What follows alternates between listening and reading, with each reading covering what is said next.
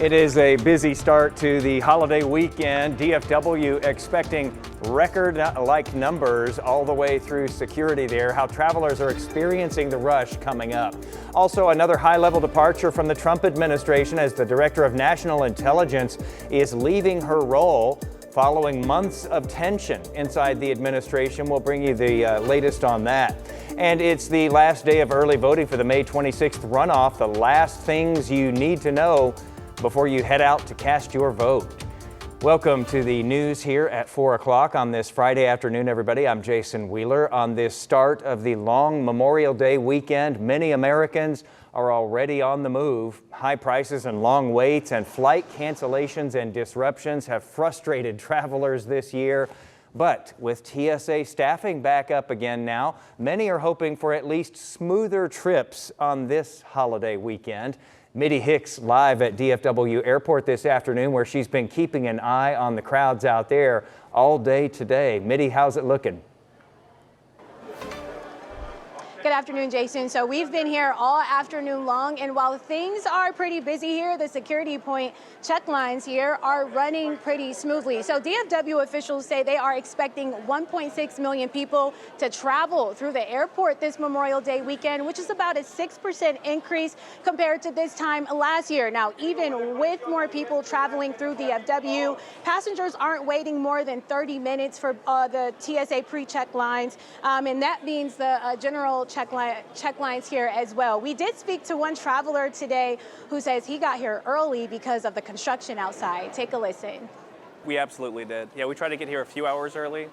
There's so much traffic and everything, and especially with the construction outside of DFW. Now, Jason, we're not seeing many delays here at DFW. According to FlightAware data, there's only been about 321 no cancellations. And at Dallas Love Field Airport, there have only been about 125 delays and no cancellations there. Of course, we're tracking all of this and we'll keep you updated. Reporting live at the airport, back to you. All right, Mitty, thank you for that. Hopefully it'll stay smooth out there at all the airports as folks are making their way around. Next question is, does the weather cooperate as we head into this long holiday weekend? Jesse, we've had quite a few showers lately, and I saw a bunch of them in the forecast yesterday. So I think the weather cooperates overall. Okay. Overall. But there is a chance for showers and thunderstorms each day, but it's low coverage. And for instance, the one that starts Saturday is mainly in the morning. Okay. And I think for the rest of the day looks fine. So let's just hot. Yeah, you know, honestly, for this time of year, Cedar Hill. Nope, that is not Cedar Hill. That is downtown. It's got a mind of its own, Jesse. Did you see it? Uh-oh. There's the Trend Tower camera in Rockwall. 80. Who cares? It's whatever you want it to be. Temperatures are in the middle 80s in North Texas. The sun is shining, no matter where you look. Look out your window. The Dallas-Fort Worth area, nothing going on here. We are dry. We span out a little bit farther to show you we're dry. Okay, so we have no rain here in North Texas right now. And like I said, there is a chance for some scattered showers and thunderstorms overnight tonight and early tomorrow morning. I'm going to run you through that timeline and the rest of the holiday weekend coming up.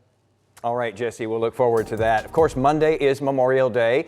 This is the 14th year now that WFAA has been supporting Carry the Load. The Dallas group has been on a mission to bring back the true meaning of Memorial Day by honoring and remembering those who have served and sacrificed for this country and to help their families as well. To support their work and learn more about Carry the Load, you can scan the QR code right there on your screen.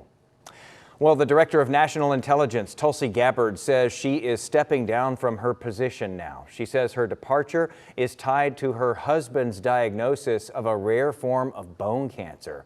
ABC's Christian Cordero has details on that today from Washington.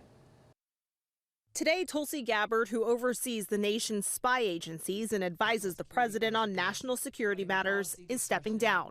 In her resignation letter, Gabbard shares her husband was recently diagnosed with a rare form of bone cancer, saying she's stepping away from public service to be by his side.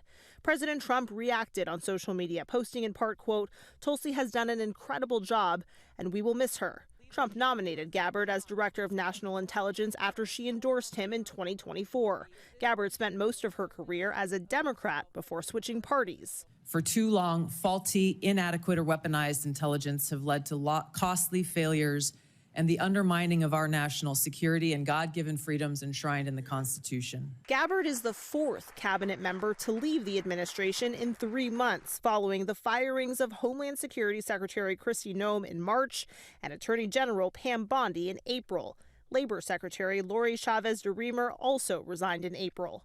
In recent months, Gabbard and the Trump administration appeared out of sync, sending mixed messages ahead of the war with Iran. What intelligence do you have that Iran is building a nuclear weapon? Your intelligence community has said they have no evidence that they are at this point. Well, then my intelligence community is wrong.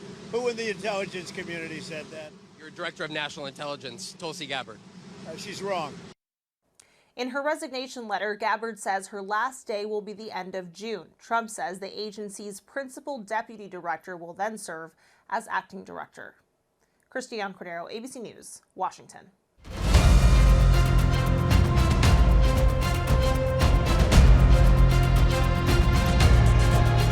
All right, today is your last day to vote early in the primary runoff election. Among the races, voters are deciding the Republican nomination for U.S. Senate between incumbent Senator John Cornyn and Texas Attorney General Ken Paxton.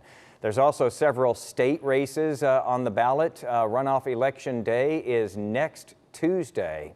If you haven't cast your vote yet in this runoff, we have a whole list of resources online. Everything that you need to know before you head to the polls is at WFAA.com/vote. With so much at stake here in Texas, we're going to be airing a special election show on WFAA Plus. It'll go from 7 to 10 p.m. next Tuesday. Right after the polls close on Tuesday is when we start it up. I'll be there with you along with senior political reporter Jason Whiteley. We'll have live crews stationed around the state bringing us live reports along with a panel of political experts here in studio with us to break down those results as they come in throughout the evening. Well, Frisco's mayoral race is heating up ahead of the June election there, where the candidates stand on growth, taxes, and community division. That's all still to come. Also from Dallas to the global stage, a local soccer star is making school history. Our Cynthia Izaguirre is sitting down with the senior before his big move abroad. I want something else to get me through this. And he's got a pretty good life here, rocking out on stage every night with Grammy Award winner Machine Gun Kelly. Our live conversation with the musician proud to call Dallas home. That's next.